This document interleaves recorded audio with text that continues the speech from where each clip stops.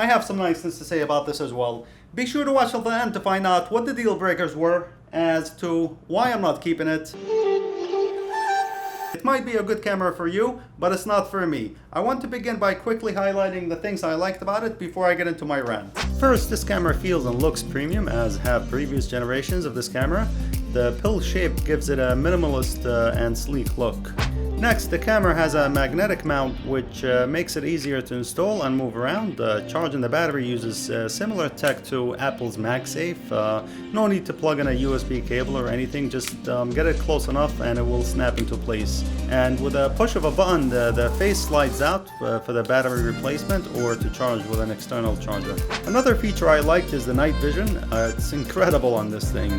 What makes it special is that it has color night vision from its motion activated spotlight. Here I am in a room that's pitch black. Now I turn on the night vision. Now check out the color night vision. And finally, what I liked is that it has an AI built in to distinguish the types of alerts for motion detection. For example, if the camera is positioned in a way where there's a lot of car traffic you don't care about, you can set it to only alert you when it detects human or animal and vice versa. That's when it works. Alright, so why am I not happy with this camera? First, let me talk about some of the things I didn't like but would live with before I get into the deal breakers. There's a noticeable lag in latency when viewing the live feed. The load and transmission are both slow.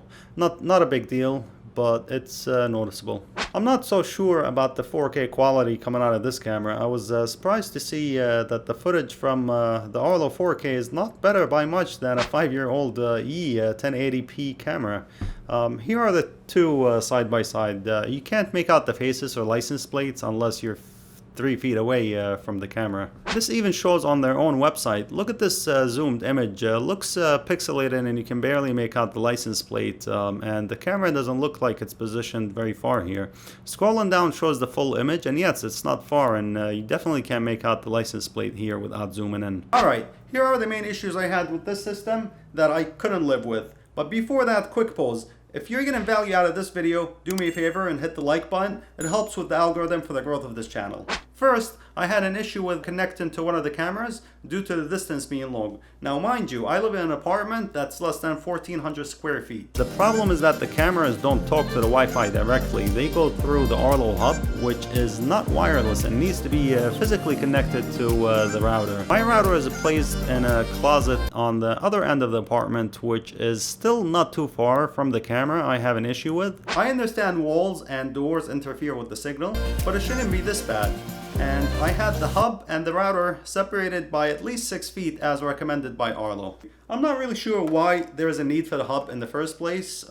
Why can't the cameras connect directly to the Wi-Fi and just go through the app in the cloud? The second issue I had with this camera is that the motion detection sensor sucks. At least from far away, well, 20 feet. It works pretty well if you're close by, if you're like 3 feet away from it, but 15, 20 feet, more than 20 feet, nothing. I live on the 3rd floor of an apartment complex and it couldn't detect shit with people walking and cars driving by. I looked up the specs online to see the range of the sensor. It's only 25 feet at best. This obviously doesn't work for me. Sometimes I would get a notification of motion detection, but when I review the clip, there is nothing there.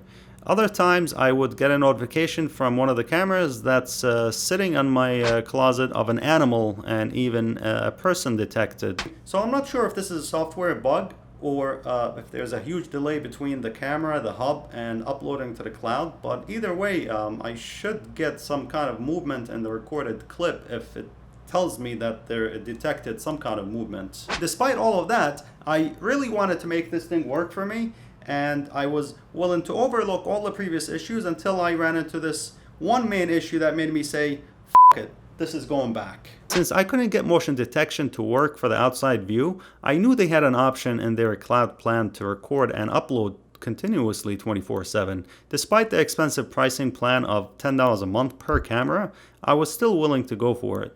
But I was wondering about the battery life and how often I would need to recharge. I did a little research and reached out to customer service to learn that continuous video recording, or CVR, works only when the cameras are plugged into an outlet which renders this whole wireless system useless. Hey, thanks for watching. Make sure to like this video, subscribe to the channel for more tech reviews, and let me know in the comments section below what kind of home camera system you have. I'll tech you up later.